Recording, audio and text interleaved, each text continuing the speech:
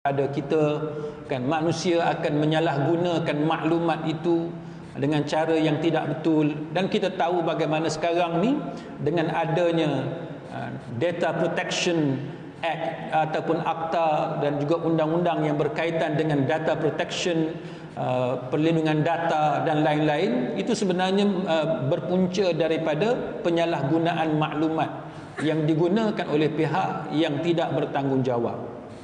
Maka para ulama memberikan contoh-contoh bagaimana sikap yang diambil oleh para nabi-nabi dan rasul-rasul alaihimussalatu wassalam dahulu.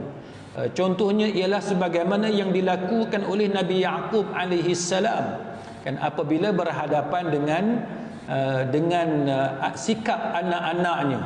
Kita lihat dalam surah Yusuf, kan, ayat yang ke-86, firman Allah Taala, a'udzu billahi minasyaitonir rajim, innama ashku bathi wa huzni ila Allah, sesungguhnya ashku bathi wa huzni ila Allah, sesungguhnya hanya kepada Allah Ta'ala sahajalah aku mengadukan, aku bawakan, aku ajukan kesedihanku ini, kesusahanku ini hanya kepada Allah Subhanahu wa Ta'ala. Baik, apa yang para ulama cuba bawakan kepada kita ialah sejauh mana di kalangan kita bila kita ada sesuatu masalah, maka tempat yang pertama yang teringat atau yang datang dalam minda kita, dalam fikiran kita ialah kita akan mengadu kepada Allah. Ataupun yang pertama datang dalam minda kita ialah individu tertentu, nama-nama tertentu. Aku kenal orang tu, aku kenal orang ni, dia ni boleh tolong, ini kabel aku. Ini yang cuba dibezakan oleh para ulama, supaya sikap kita ini hendaklah kita perbetulkan. Bila kita mengalami sesuatu keperluan, kita ada hajat yang tertentu, kita mempunyai ditimpa rasa sedih, rasa tertekan, psikologi kita dalam keadaan tidak stabil, mental kita ada isu, maka antaranya ialah perkara pertama yang perlu ada dalam diri kita ialah aku akan mengadukan hal ini kepada Allah Subhanahu wa Ta'ala. Kalau ada sikap ini dalam diri kita, inilah akidah tauhid yang paling tepat. Sebab apa tuan-tuan? Sebab ada manusia dia lebih melihat kepada kabel yang dia ada. Dia rasa dengan pemimpin yang dia kenal, ataupun ahli politik ini, ataupun VVIP yang tertentu, maka VVIP ini boleh tolong dia. Allah, dia datang kemudian. Sembahyang, mengangkat tangan kepada Allah, dia datang kemudian. Ini adalah perkara yang lazim berlaku kepada manusia, menyebabkan manusia kemudiannya dia hukum hakam ini dia datang untuk yang kedua, bukannya first time. Apa-apa sahaja berlaku, kali pertama yang datang dalam dirinya yang paling awal adalah Allah, adalah hukum agama.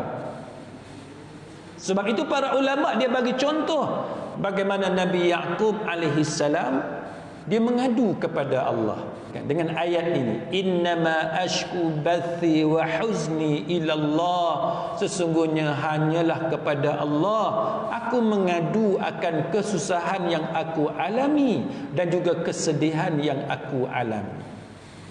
Ini yang sepatutnya kita lakukan.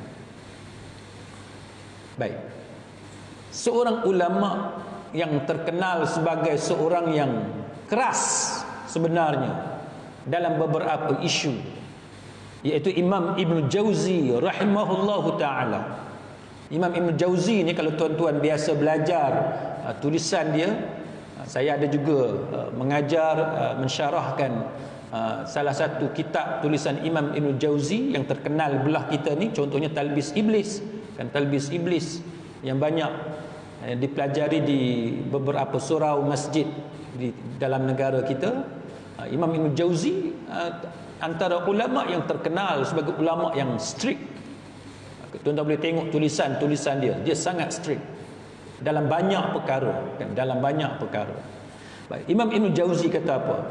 Dia kata bahawa bila kita mengadu masalah kita ada problem, kita ada tekanan dan sebagainya, maka tempat pertama kita cari ialah manusia. Benda pertama yang kita buat ialah mencari manusia mana yang boleh tolong kita. Apa kata Imam Ibn Jauzi? Imam Ibn Jauzi kata inilah perkara yang dibenci dalam agama. Tengok Imam Ibn Jauzi. Kalau tuan-tuan rasa Imam Ibn Jauzi agak keterlaluan, bagi saya ini adalah pandangan yang tepat. Satu pandangan yang tepat. Kita cuba ingat balik sikap kita, tuan-tuan. Kita tak payah pandang orang. Kita tak payah nak cari cerita macam ni berlaku kepada siapa. Cuba kita tanya diri kita sendiri. Cerita macam ni berlaku tak kepada kita? Mesti berlaku, sebab kita sendiri ada tekanan masing-masing. Kita ada masalah masing-masing, kita ada isu masing-masing. Sama ada isu kerja kita, isu duit ringgit kita, isu rumah tangga kita, isu anak-anak dan sebagainya. Kita semua orang ada masalah. Maka cuba kita flashback, ingat balik. Kita setiap kali kita ada masalah, apa yang mula-mula datang dalam kepala kita? Apakah yang datang mula-mula dalam kepala kita ialah Allah, ataupun yang datang mula-mula dalam kepala kita duk ingat cari siapa kawan aku yang boleh tolong aku ni? Duk datang 1, 2, 3 nama-nama tertentu, orang tertentu yang kita rasa boleh tolong kita. Percayalah tuan-tuan, percayalah, walaupun bukan semua, tapi hampir semua di kalangan kita, bila ada masalah dalam hidup dia, yang pertama yang datang dalam kepala kita adalah nama-nama orang yang kita rasa boleh kita minta tolong. Ini yang dikritik, yang ditegur oleh Imam Ibn Jauzi rahimahullahu ta'ala, supaya kita tune bagi cantik. Alignment tu jangan ke kanan sangat, dia kena bagi cantik, elok, straight. Iaitu bila kita ada masalah, hendaklah kita biasakan diri kita, yang pertama datang dalam fikiran kita ialah Allah, bukannya nama manusia. Kita kena buat sampai tahap tu, barulah akidah kita tu mantap, barulah iman kita itu kejam, kuat, kukuh. Kalau selagi ada masalah, selagi tu duk ingat nama orang tu, nama orang ni, yang Allah ni kemudian, selagi itulah iman kita itu belum kejam, belum mantap. Yang pertama dia kata mesti Allah. Itu yang pertama. Apa kata dia? Dia kata waqad kana salaf, dia kata golongan salafus soleh ni, orang-orang baik, orang-orang soleh zaman dulu, dia kata cukup benci, dia cukup tak suka asyakwa ilal khalq, iaitu mengadu masalah, mengeluh masalah kepada manusia, kepada makhluk. Ulama salaf zaman dulu cukup tak suka perangai lagu tu, cukup tak suka perangai macam tu, cukup tak suka.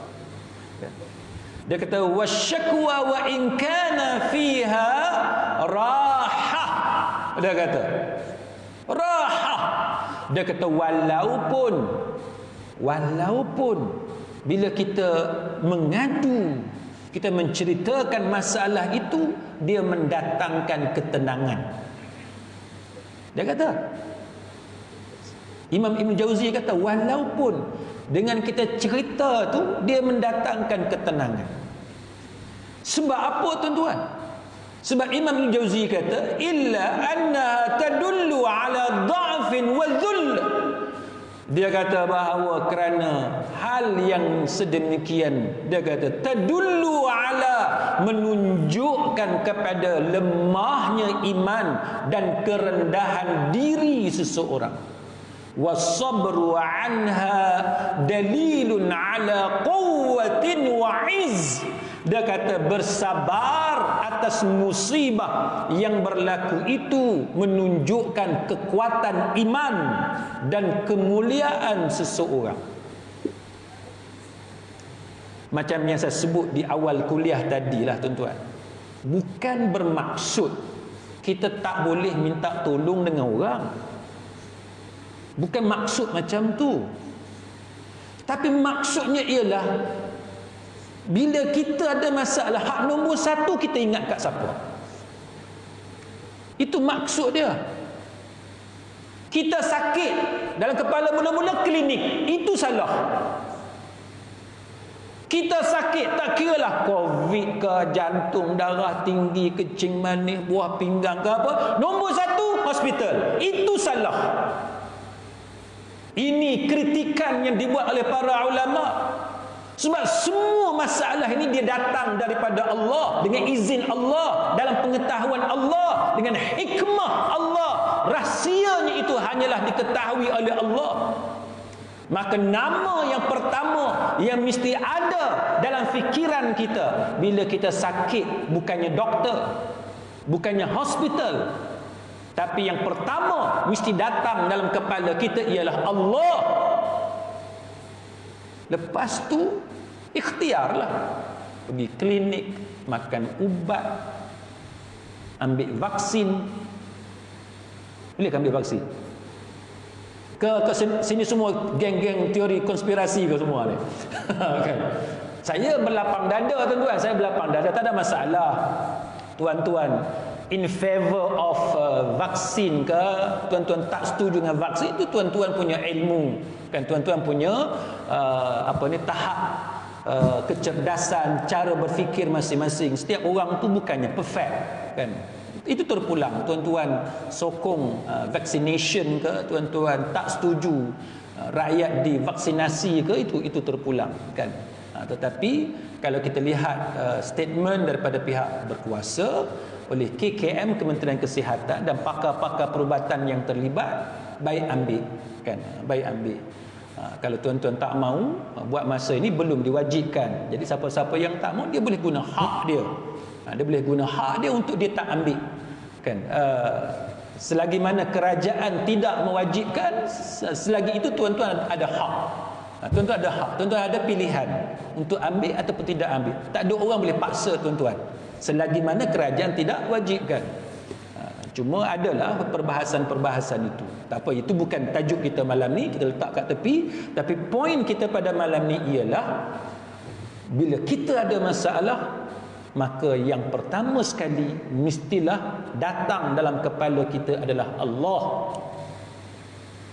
Sama juga tuan-tuan, kita dah jadi bapa mertua, kita dah jadi mak mertua, kita dah ada anak menantu. Nanti anak datang cerita kat kita masalah rumah tangga dia, suami dia begitu, isteri dia begini. Anak kita cerita dekat kita masalah menantu kita. Ataupun menantu kita datang jumpa kita, cerita masalah anak kita.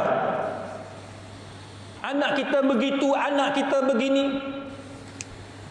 Soalnya tuan-tuan, setiap kali masalah ni datang dalam kepala kita yang menserabutkan kepala kita, nama siapa yang datang dalam kepala kita? Adakah nama Allah? Ataupun nama Tok Besan kita? Ataupun nama Tok Qadi? Nak pergi jumpa siapa ni? Kaunselor Mahkamah Syariah mana nak kena pergi?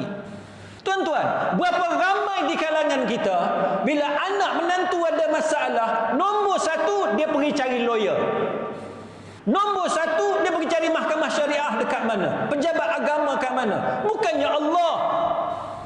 tuan-tuan. Sembahyang dulu, angkat tangan dulu, berdoa kepada Allah. Ingat dulu dosa-dosa kita apa, amalan kita apa. Itu nombor satu. Bukannya lawyer, bukannya hakim, bukannya mahkamah, bukannya pegawai agama, kaunselor, bukan. Itu nombor dua. Itu nombor dua. Bukan saya larang tuan-tuan pergi jumpa dia orang ni, tak. Itu nombor dua. Nombor satu tu solat dulu, doa dulu, mengadu dahulu kepada Allah. Ini dia tuan-tuan, kritikan yang dibuat oleh para ulama. Very fine line. Sebab apa saya kata very fine line? Garisan yang sangat halus. Sebab benda ni satu dengan dua je. Kita ada masalah, Allah dahulu ke asbab dulu kita pergi cari. Garisan yang sangat halus, yang kadang-kadang kita tak sedar kita pun duk buat benda-benda macam ni. Jadi kita nak kena perbetulkan balik tuan-tuan, berdasarkan kepada apa yang disebut oleh para ulama. Maka kenapa Imam Ibn Jauzi rahimahullahu ta'ala mengatakan bahawa para salafus salih sangat benci perbuatan-perbuatan yang macam ni. Sikit-sikit mengadu kepada makhluk, sikit-sikit mengeluh kepada makhluk. Yang Allah tu kemudian pasal apa? Dia kata seolah-olah, dia kata seolah-olah seseorang hamba itu bila dia setiap kali dia menghadapi masalah, dia mengadu kepada hamba, seolah-olah dia mengadu perbuatan Tuhannya kepada makhluk. Tuan-tuan nampak? Yang kita susah sekarang ni tuan-tuan, yang kita susah sekarang ni, dia semua tu izin Allah sebelaka. Semua tu datang daripada Allah. Allah Ta'ala lah yang menentukan rezeki kita macam tu. Allah Ta'ala lah yang menyebabkan musibah itu datang kepada kita. Allah Ta'ala jugalah yang tahu esok, lusa, minggu depan, bulan depan apa yang kita akan dapat. Kesenangan atau kesusahan, kemewahan atau kesempitan, sehat ataupun sakit, Allah yang tahu. Tiba-tiba kita mengutamakan mengadu kepada makhluk. Tiba-tiba kita mengutamakan untuk mengeluh kepada makhluk. Mengadu kepada Allah tu tak ada. Isteri, masalah rumah tangga, duk bising kat suami, sembahyangnya ada ke tak? Ada tak mengadu kepada Allah? Suami tak puas hati dengan isteri. Berapa ramai suami yang mengadu kepada Allah akan sikap isterinya? Ini tidak. Semuanya jumpa pak mertua, jumpa ustaz, jumpa lawyer, pergi mahkamah. Mengadu kepada Allah tak ada. Sama juga dalam bab kesihatan, bab duit ringgit, bab perniagaan dan sebagainya. Yang kita nampak musuh perniagaan. Bila perniagaan kita ada kompetitor, ada rival, ada musuh, oh kita cari siapa musuh kita, siapa dendam dengan kita. Ni mesti pasal ada orang dendam. Tengok perniagaan kita rugi, pasal apa rugi? Mesti staff duk curi duit lah apa semua. Kita lupa bahawa semua rezeki ni dia bermula dengan Allah. Kita hanya mengutamakan asbab, tapi kita lupa kepada Allah, the creator, pencipta, yang mencipta segala rezeki, yang mencipta segala masalah dan sebagainya. Ini ingatan yang diberikan kepada kita. Maka sebab itu dalam hadis Tirmizi, Rasulullah sallallahu alaihi wasallam bersabda, "Faman radiya falahu ridha wa man sakhita falahu sukht." Barang siapa yang reda, suka, rela menerimanya, maka Allah akan reda kepadanya. Dan barang siapa yang murka, dia tak boleh terima, maka Allah murka kepadanya. Tuan-tuan, saya biasa tengok orang yang kematian anak tapi dia cukup tenang. Sedih-sedih lah kan, sedih, bukan tak sedih, air mata tu keluar. Sedih, tapi dia tenang. Dan saya juga biasa tengok orang yang kematian anak, dia punya menangis, dia punya pengsan, dia punya tak boleh bangun, macam-macam. Islam mengajar kepada kita, musibah datang macam mana sekalipun, kita kena belajar untuk redha. Memanglah kita tak puas hati dengan the culprit yang menyebabkan musibah tadi. Kita betul lah kita tak puas hati. Orang langgar ahli keluarga kita menyebabkan kematian, betul kita tak puas hati. Tapi isunya ialah bila berlaku sesuatu perkara, berapa ramai di kalangan kita beriman sungguh-sungguh, inna lillahi wa inna ilaihi raji'un, sesungguhnya kami ini milik Allah. Kita terima sungguh-sungguh kita ni milik Allah. Berapa ramai di kalangan kita yang beriman dengan apa yang kita ucapkan, qaddarallah ataupun qadarullah, kan? Takdir, benda yang telah ditakdirkan oleh Allah Subhanahu wa taala. Ini yang ditekankan kepada kita. Maka para ulama bagi contoh macam mana Rasulullah sallallahu alaihi wasallam bila diuji oleh Allah taala, Nabi buat apa? Nabi bila Nabi menerima ujian daripada Allah, Nabi buat apa? Yang ni yang kita nak tiru, tuan-tuan. Yang kita nak tiru benda hak Nabi buat. Apa yang hak Nabi buat? Huzaifah al-Yamani kata, Huzaifah radhiyallahu anhu, dia kata kana an-nabiy sallallahu alaihi wasallam idza hazabahu amrun shalla. Dia kata apabila ada isu-isu besar, masalah-masalah yang sangat membebankan, maka Huzaifah kata Nabi sallallahu alaihi wasallam dia akan semayang. Nabi akan semayang. Yang kita orang Melayu sebut semayang hajat. Kita orang Melayu selalu sebut semayang hajat. Jadi Huzaifah kata Nabi akan semayang. Tak apalah tuan-tuan nak bagi nama apa tu, itu terpulang pada tuan-tuan. Tapi pokoknya semayang. Ni esok nak periksa ni, betul tak? Bukan kita periksa, anak kita nak periksa. Tapi hak kalut siapa dia? Kita hak kalut. Anak kita main game ke? Kan? Anak kita main game. Esok periksa. Ayah dengan mak ni puasa dah seminggu dah puasa ni. Puasa sunat. Puasa sunat dengan nazar, dengan sedekahnya. Allah. Ayah dengan mak ni gelisah tak boleh nak cerita, tuan-tuan, nak periksa ni.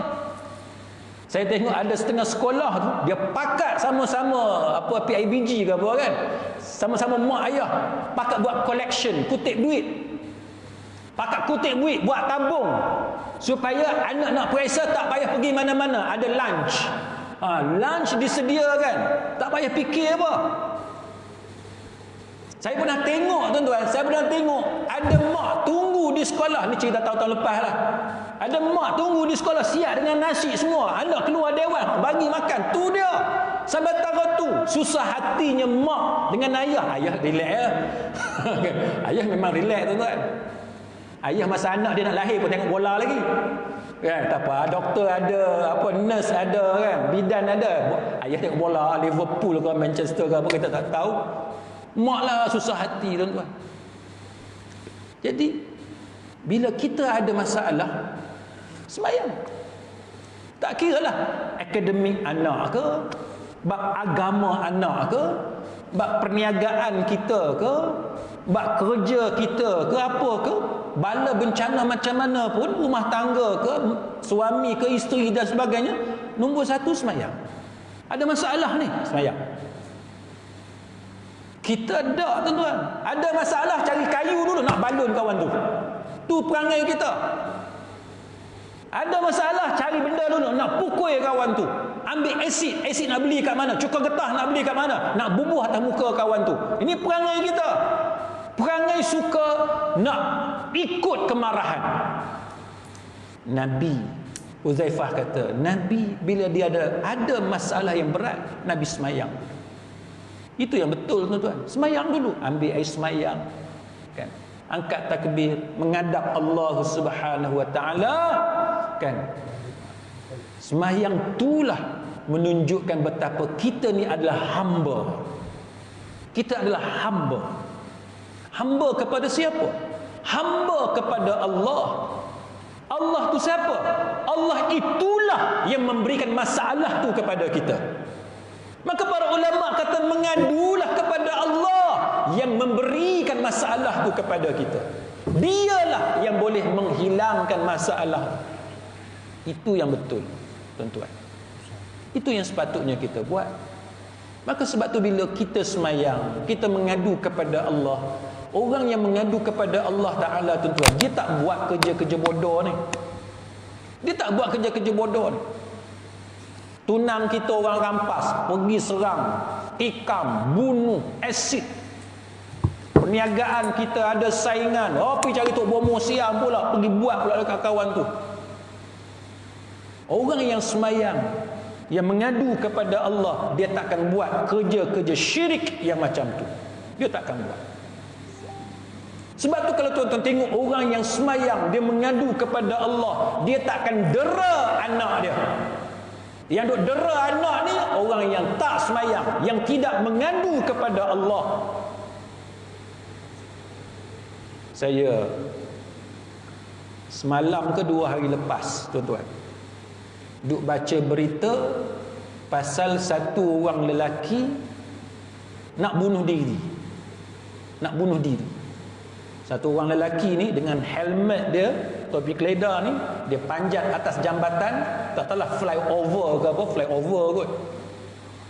Ketinggian berapa? 100 meter ke?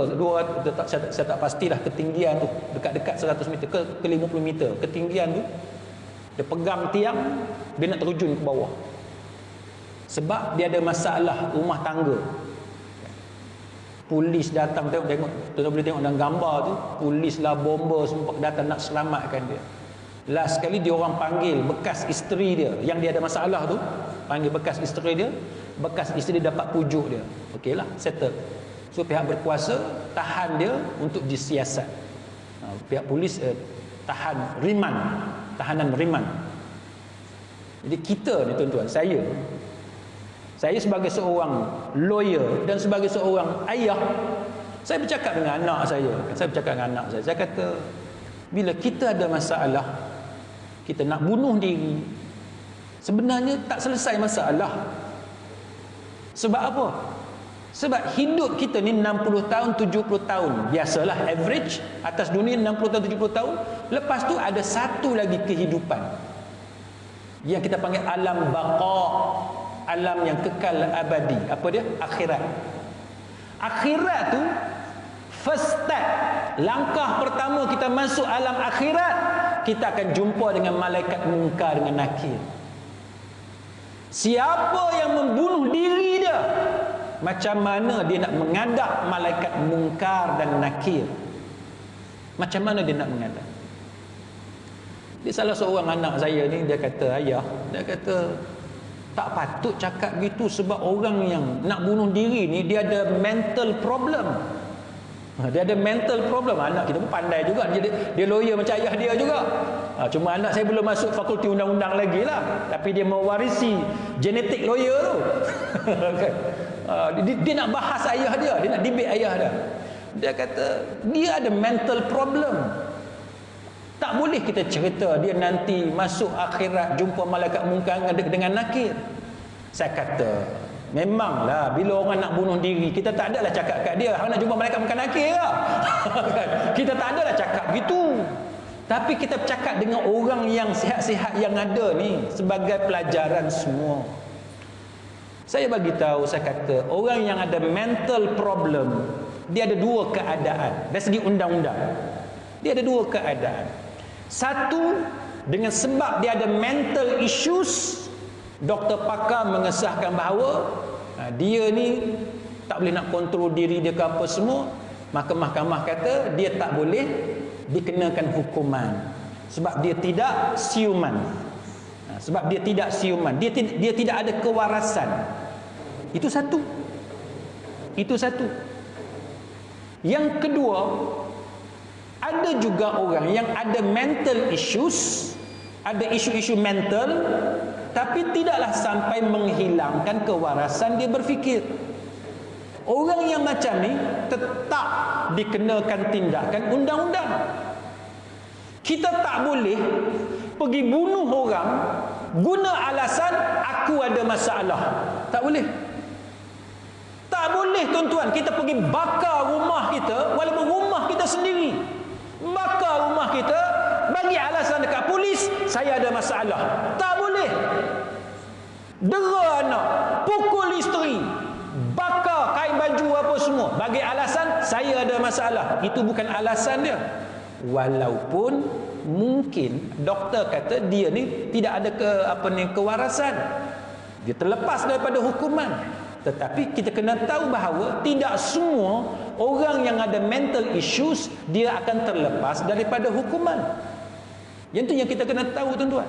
Dan yang kedua, penyakit ni tuan-tuan, ada ketikanya penyakit dia datang di luar kawalan kita. Ada penyakit dia datang dengan sebab kita sendiri. Jadi kita kena bezakan. Mental ni dia ada, bukanlah saya nak kata sama, tapi dari segi punca kita tu dia ada persamaan. Contoh saya nak sebut dekat tuan-tuan, orang kencing manis, darah tinggi, sakit jantung. Cuba tuan-tuan pergi klinik, hospital dan sebagainya. Doktor akan bagi tahu, pakcik kena buat begini, exercise, jaga makan, diet makanan kena sihat apa semua. Menunjukkan apa? Menunjukkan bahawa kita boleh usaha. Betul tak? Kalau kita tak boleh usaha, doktor tak akan bagi nasihat untuk jaga benda-benda tadi. Sama dengan orang yang ada mental issues. Doktor akan bagi tahu kena pandai jaga, kontrol stres. Kerja jangan banyak sangat, jangan fikir banyak sangat. Itu contoh kan. Menunjukkan apa? Menunjukkan bahawa penyakit seperti mental juga kita boleh kontrol. Kita tak boleh ikut nafsu kita. Sayang sangat dekat bini kan, sampai tahap seolah-olah kalau bercerai tak ada dah perempuan lain atas dunia ni. Bini kita seorang je yang paling lawa. Bukan macam tu. Belajarlah terima hakikat. Isteri kita tak mau, beribu lagi perempuan nak kat kita. Betul tak? Semua pakat takut nak angguk je. Kan? Sama dengan orang perempuan. Suami tak mau kat kita, kita kena didik diri kita. Ramai lagi lelaki dekat luar sana yang kita sampai tak nak bunuh diri, kan? Nak menyeksa diri, nak bakar diri. Ini satu perkara yang bertentangan dengan agama. Tuan-tuan jangan salah faham maksud saya. Saya bukan nak hina siapa-siapa, tapi saya nak bagi tahu positive thinking. Kita kena berfikir secara positif. Kita kena buang kerja. Tuan-tuan kena ingat, banyak lagi cara lain untuk dapat rezeki.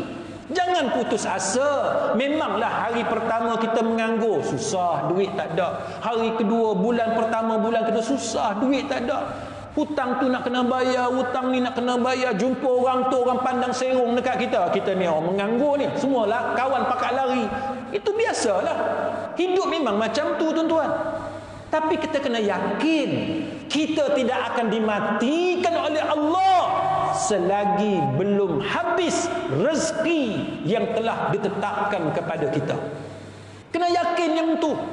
Saya dah sebut banyak kali tuan-tuan, saya dah bagi banyak contoh macam mana berapa ramai orang hidup susah. 10 tahun pertama hidup dia susah, 20 tahun hidup dia susah, tapi selepas tu kita boleh tengok dia kaya raya, dia senang dan sebagainya. Sebab tu kita dengan Allah, kita jangan suuzan dengan Allah, jangan buruk sangka dengan Allah. Kan ana 'inda zanni 'abdi bi, aku bersama-sama sangkaan hamba-Ku kepada aku. Sebab itu akhir sekali tuan-tuan, akhir sekali Imam Ibn Rajab Al-Hambali rahimahullahu ta'ala dia kata, sebab itu di kalangan salafus salih, benda hak remeh pun, benda hak kecil pun minta dengan Allah. Dia nak supaya ikatan kita dengan Allah tu ada. Kita ni kena ada keterikatan, kena terikat dengan Allah. Hatta dia kata benda yang kecil pun dia kata mintalah dengan Allah. Apa kata dia? Dia kata wa fil hadis dalilun ala anna Allah yuhibba. Dia kata dalam hadis ada dalil yang menunjukkan bahawa Allah Ta'ala suka akan hambanya yang meminta kepada Allah dalam semua benda, sama ada benda yang berkaitan dengan agama atau benda yang berkaitan dengan dunia. Minta semua dengan Allah. Bab agama minta dengan Allah, nak masuk syurga minta dengan Allah, bab takut api neraka minta dengan Allah, bab takut azab kubur mintalah perlindungan dengan Allah. Nak minta apa? Kubur menjadi taman syurga, mintalah dengan Allah Ta'ala. Bab agama minta dengan Allah. Ibn Rajab kata